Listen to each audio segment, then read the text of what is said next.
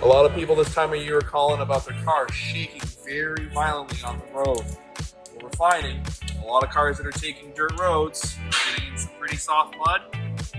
That right there is probably a pound and change of dirt and mud that is causing a very bad shake. The only way to fix it is to clean them out with a hose and by hand.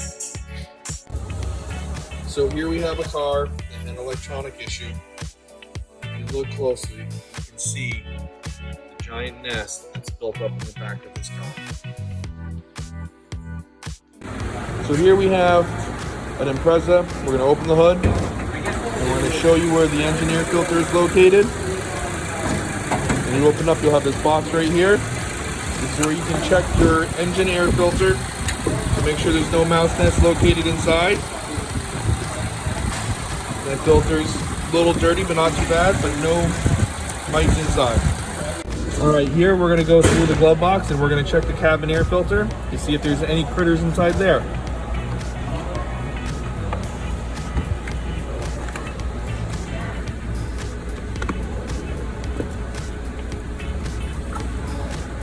Remove the cabin air filter, but as you can see there's no mice but plenty of debris in there, and that's why those should be changed out all the time.